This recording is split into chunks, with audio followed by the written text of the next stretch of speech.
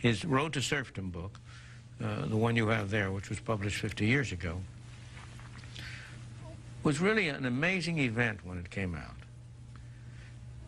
It's very hard to remember now what the attitude was in 1944 or 45. And throughout the Western world, the movement was towards centralization, planning, government control. That movement had started already before World War II. It started really with the Fabian Society back in the late 19th century, George Bernard Shaw, the Webbs, and so on. But the war itself, and the fact that in war you do have to have an enormous amount of government control, greatly strengthened the idea that after the war, what you needed was to have a rational, planned, organized, centralized society, and that you had to get rid of the wastes of competition. That was the atmosphere.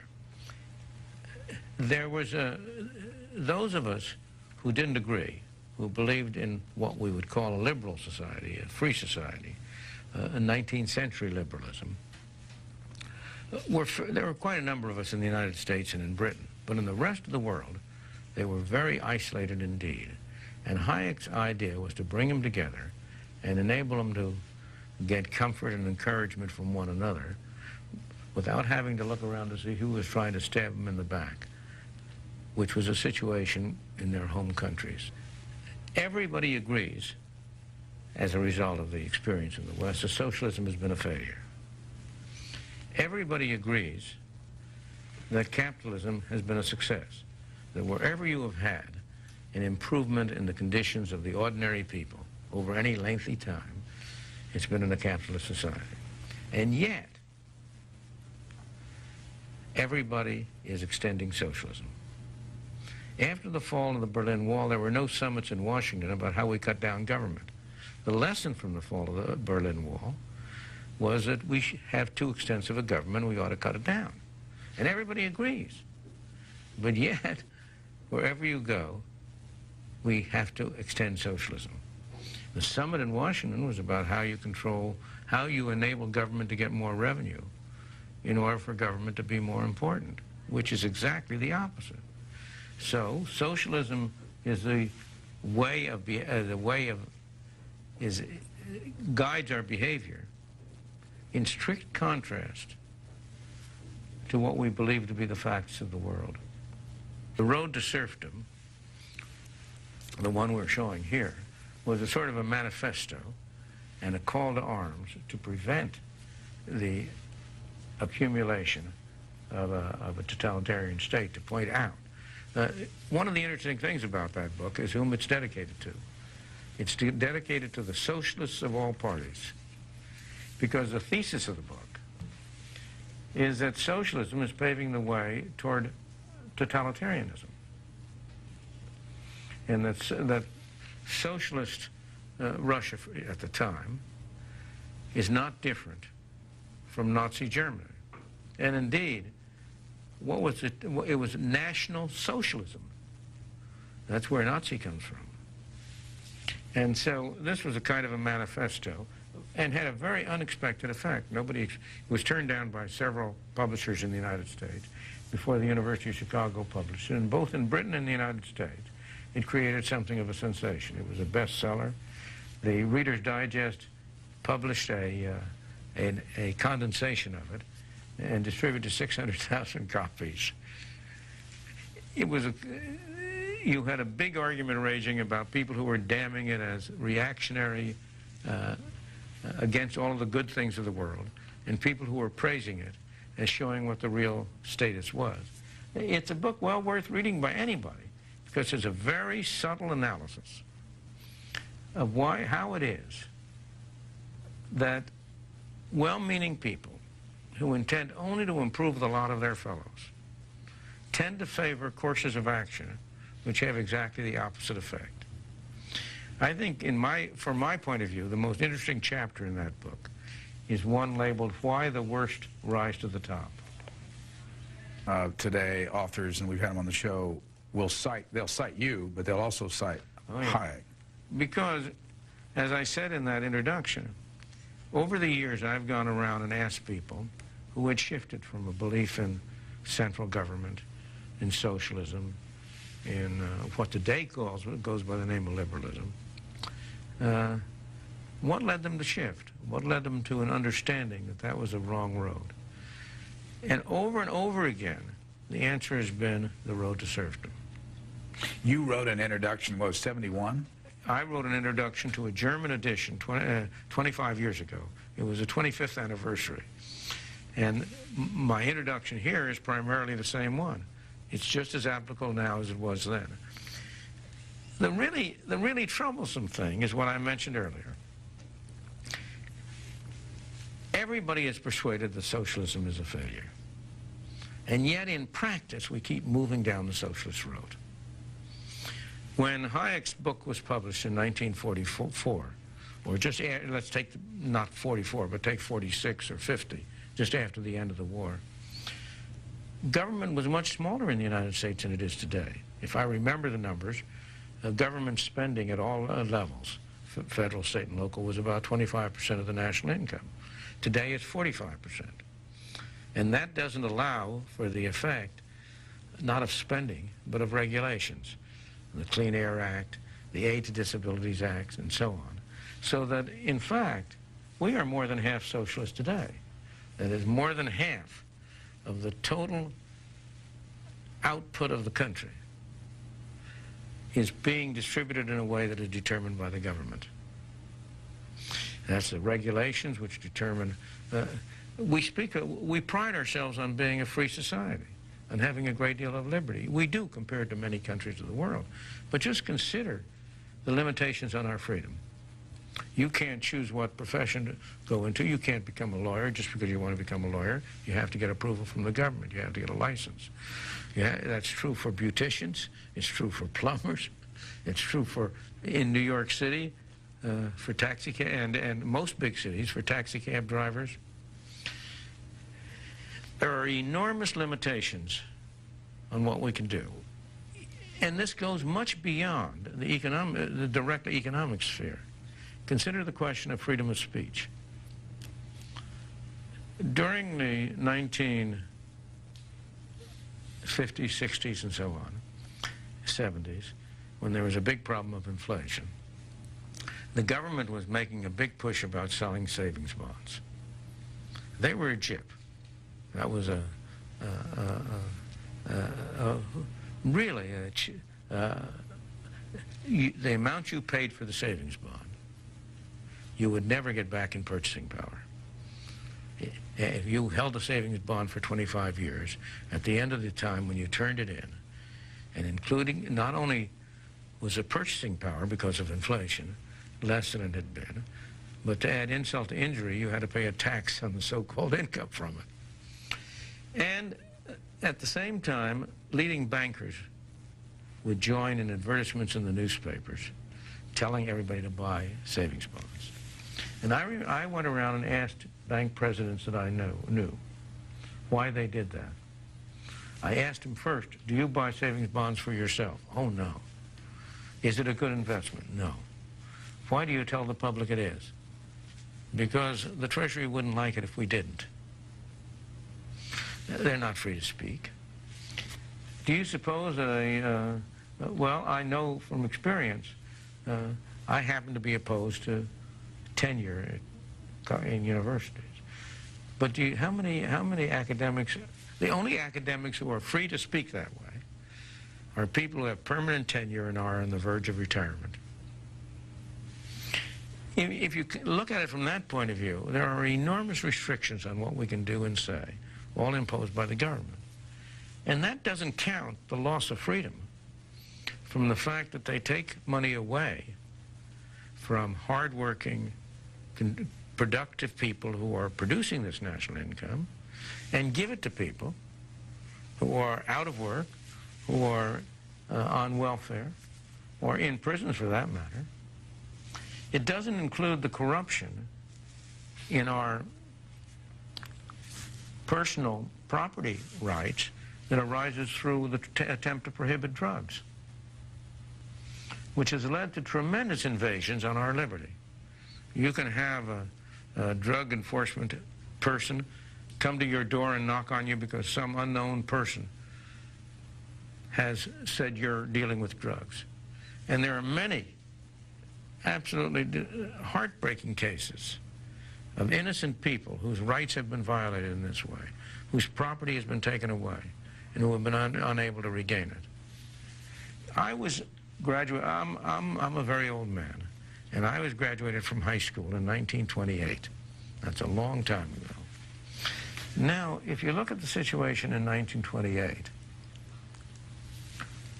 we were much poorer in terms of physical goods. We didn't have microwave, we didn't have washing machine. You can go down the line. There's no question that we're enormously wealthier today in that sense, and enormously have a higher standard of living from that point of view. On the other hand, we were safer, more secure, freer in 1928 than we are now.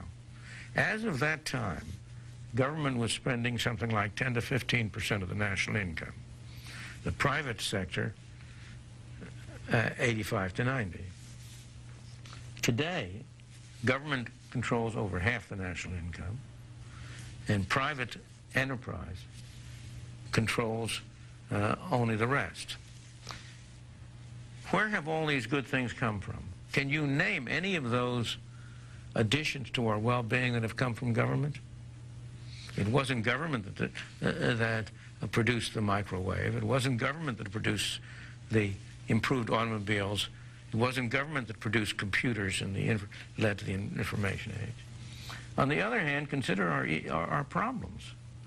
Our major problems are not economic. Our major problems are social. Our major problems are the welfare, the underclass in the center cities, the development of crime, so that today we're much less safe than we were when I graduated high school.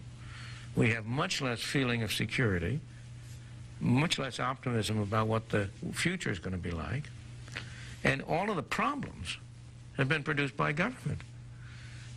Consider the schools. The quality of schooling I got in a public high school in 1928 was almost surely a great deal higher than you can get in any but a small number of schools now. You have the dropouts, you have the decline in scores on SAT and the like. Why? Because education is the most socialized industry in the United States. 90% of our kids are in public schools, 10% in private, and education is a completely centralized, socialized system. And it behaves just the way every other socialized system does. It produces a low-quality output, benefits a small number of people, currently mostly those who are associated with the National Education Association, the American Federation of Teachers, and does a great deal of harm to a lot of people. I want you to tell a little bit of the pencil story. Oh, sure, I'd be delighted. And why do you use this? As a matter of fact, you've got your picture on this book has you with a pencil in your hand. It's not, that didn't originate with me. I got it from Leonard Reed, who was the head of the Foundation for Economic Education. But it's used to tell the market works, and it's used to tell how things can how people can work together without knowing one another, without being of the same religion or anything. And the story starts like this. Leonard Reed and I held up a lead pencil, so-called, one of these yellow pencils, and we said, nobody knows how to make a pencil. There's not a single person in the world who knows how to make a pencil. In order to make a pencil, you have to get wood. In order for the outside, in order to get wood, you have to have logging. You have to have somebody who can manufacture saws. No single person knows how to do all that. What's called lead inside isn't lead, it's graphite. It comes from some mines in Latin America. In order to be able to make a pencil, you'd have to be able to get the lead. The rubber at the tip isn't really, it comes from, nowadays it isn't even natural rubber, but at the time I was talking it was natural rubber. It comes from Malaysia, although the rubber tree is not native to Malaysia, but was imported into Malaysia by some English biologists, or botanists, I mean. So in order to know how to make a pencil, you would have to be able to do all of these things. So there are probably thousands of people who have cooperated together to make that pencil. Somehow or other, the people in South America who dug out the graphite cooperated with the people in Malaysia who tapped the rubber trees, cooperated with maybe the people in Oregon who cut down the trees. These thousands of people don't know one another. They speak different languages. They come from different religions. They might hate one another if they saw them. What is it that enabled them to cooperate together? The answer is the existence of a market. The answer is the people in Latin America were led to dig out the graphite because somebody was willing to pay them. They didn't have to know who was paying them. They didn't have to know what it was going to be used for. All they had to know was somebody was going to pay them. And indeed, going back to Hayek, one of the most important articles he ever wrote, it doesn't show up in the book, but one of the most important articles he ever wrote was about the way in which prices are a means of, are an information mechanism. The role of prices in transmitting information. Let's suppose there's a great increase in the demand for graphite. How do people find out about that? Because the people who want more graphite offer a higher price for it. The price of graphite tends to go up. The people in Latin America don't have to know anything about why the demand went up. Who is it who's willing to pay the higher price? The price itself transmits the information that graphite is scarcer than it was and more in demand. And if you go back to the pencil thing, what brought all these people together was an enormous complex structure of prices. The price of graphite, the price of lumber, the price of rubber, the wages paid to the labor who did this, and so on. It's a marvelous example of how you can get a complex structure of cooperation and coordination which no individual planned. There was nobody who sat in a central office and sent an order out to Russia, out to Malaysia, produce one more thimble of rubber, or sent a signal. It was a market that coordinated all this without anybody having to know all of the people involved. The collapse of the Berlin Wall, for example, was undoubtedly the most influential action of the last 100 years, because it put finis to an attitude. The general attitude had been that the future was a future of government, that the way in which you got good things done was by having government do it. I believe the collapse of the Berlin Wall and the exposure of what was happening in Russia, the contrast between East Germany and West Germany, I believe that that has been made a lesson. And more recently, the experience of East Asia, of Hong Kong, of Singapore, so that today people may not behave in accordance with their knowledge, but everybody knows that the way to develop and to improve the lot of people is through private markets, free enterprise, and small government. We're not practicing what we should be preaching. I've been saying that the former communist states are trying as hard as they can to go to where we were 50 years ago, whereas we're trying as hard as we can to go to where they were 10 years ago. Why? Because of the inertia and the drive for power. It's very hard to turn things around. The big problem with government, as Hayek points out, is that once you start doing something, you establish vested interests. And it's extremely difficult to stop and turn that around. Look at our school system. How is it our school system is worse today than it was 50 years ago? Look at the welfare state. We've spent trillions of dollars without any success. But unsuccessful experiments in government, well, let me put it, I've said, if an experiment in private enterprise is unsuccessful, people lose money and they have to close it down. If an experiment in government is unsuccessful, it's always expanded. What is it that government does that you like? I would like government to enforce law and order. I would like government to provide the rules effectively that guide our life, that determine what's property, and to do very little other than that. What kind of a grade do you give to the American system of government today? How is it working? As it was in 1928 or as it is in 1994. Well, it's a great system. The fundamental system is great. But it hasn't been working in the last 30 years. Why not? Because we've been departing from its fundamental principles.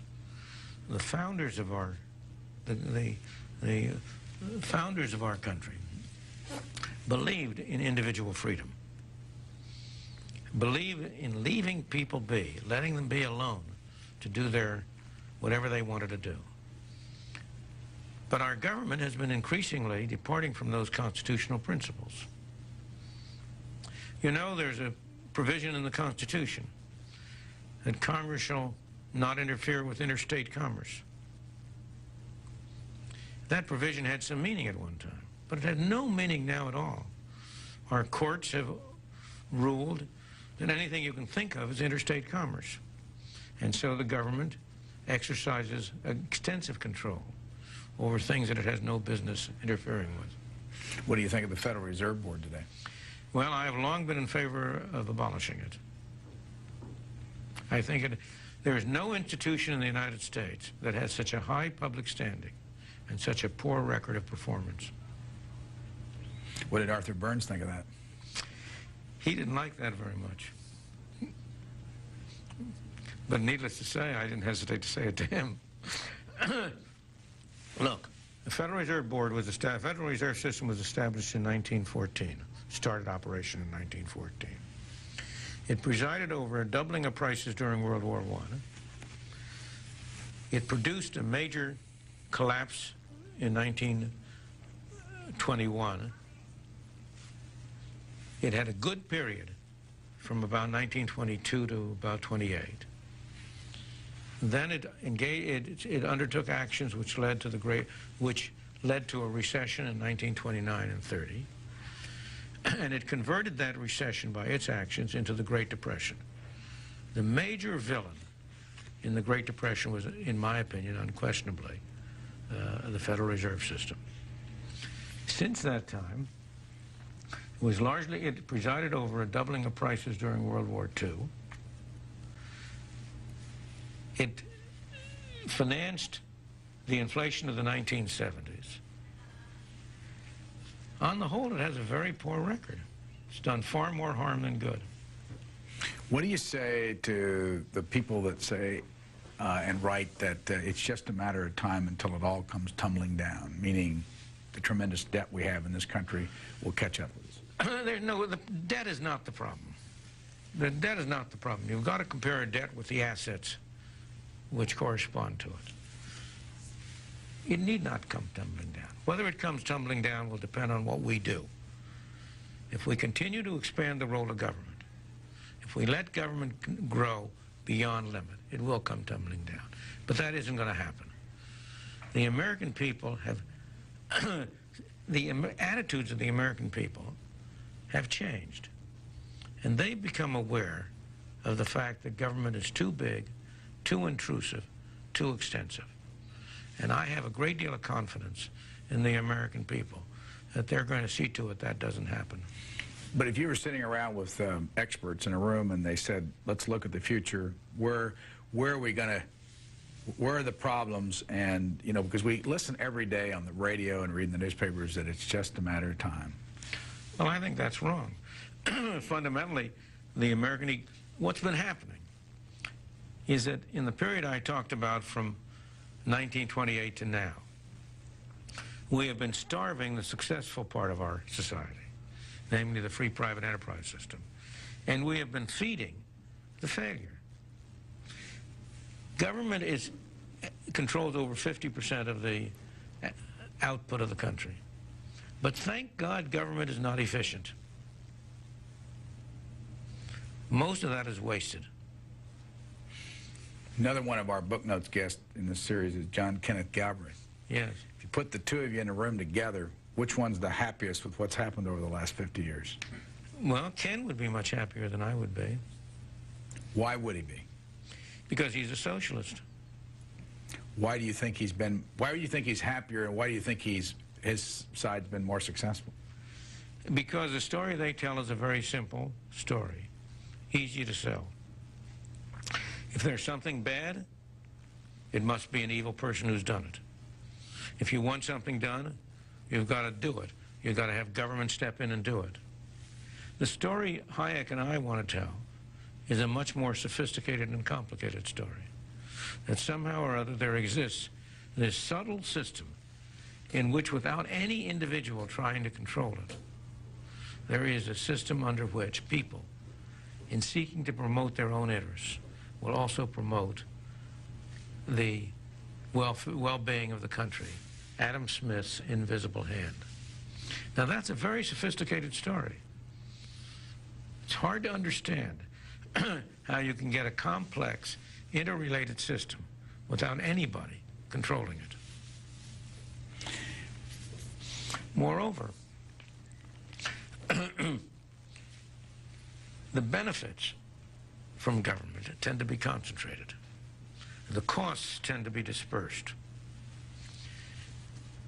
To each farmer, the subsidy he gets from the government means a great deal. To each of a much larger number of consumers, it costs very little. And consequently, those who feed at the trough of government tend to be politically much more powerful than those who provide it with the wherewithal. During your lifetime, who are the leaders you think have been the most loyal to their beliefs and have done the best job? I would certainly put Ronald Reagan high on that list. What do you say to David Frum's thesis? Have you read his book? Yes. Dead Right. That he's quite right. I agree with it. That conservatives basically buy off now on... I'm not a conservative. I never have been a conservative. Hayek was not a conservative. The book that follows this one in Hayek's list was The Constitution of Liberty, a great book. And he has an appendix to it entitled Why I Am Not a Conservative. We are radicals. We want to get to the root of things. We are liberals in the true meaning of that term, of and concerned with freedom. We are not liberals in the current distorted sense of the term, of people who are liberal with other people's money. You write about Thomas Jefferson. What was he? Thomas Jefferson was, I would certainly put him very high on the list. He was a great man, there's no question about that. And he was certainly a believer in freedom. But was he I mean, today... He was not a conservative. Would he have been a liberal? Yes, in my sense. In your sense? Not in the corrupted sense of today. But what's confusing as you watch today's people who embrace him, you know, you have the Jefferson-Jackson dinners every year for the Democratic Party. Oh, of course. And Lincoln is embraced by both sides. What was he? What was Abraham Lincoln? He's much more difficult to characterize because his role in our history had to do with the Civil War. And that's not something to be characterized in terms of socialist or liberal or conservative.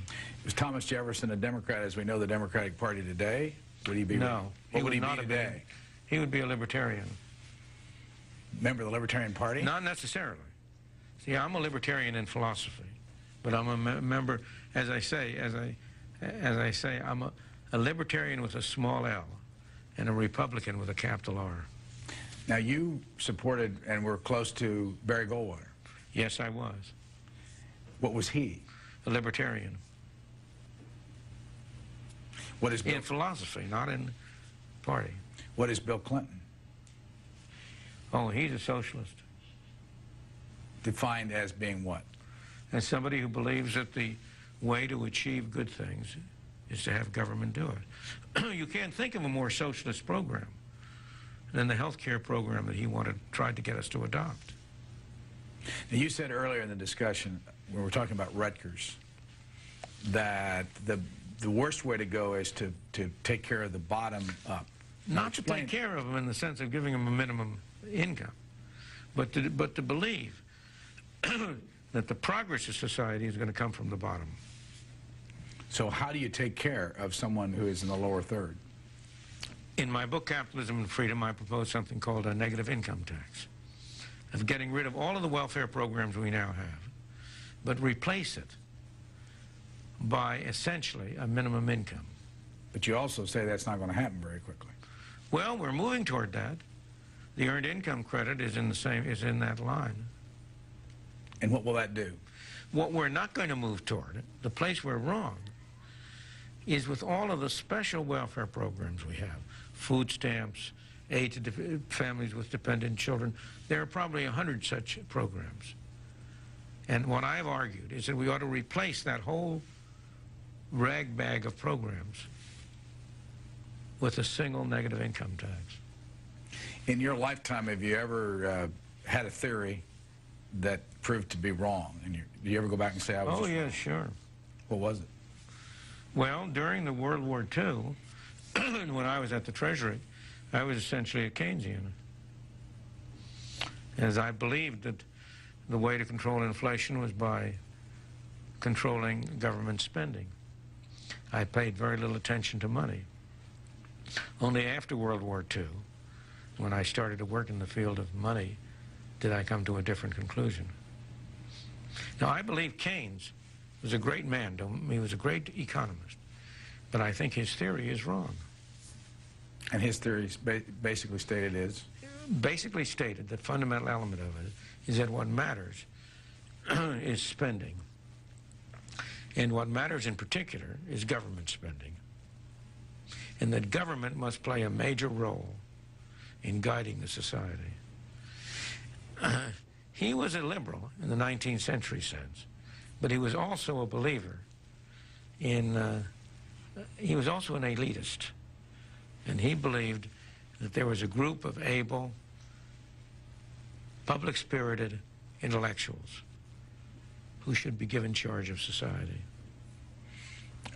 When people look at Milton Friedman 25 years from now, you'll probably still be here, but I won't be here. In case you are. I won't be here. What do you want them to remember? What do you want to remember you as a writer, as a teacher, as a philosopher, as an economist? I guess I want them to remember me as an economist. And what principle do you want them to remember the most? Well, that's hard to say because there are quite a number. I mentioned the theory of the consumption function, which is a very technical book, but which yet I believe has had a good deal of influence within the discipline of economics. But I really don't know how to answer that question. I think the people 25 years from now will have to answer it, not me.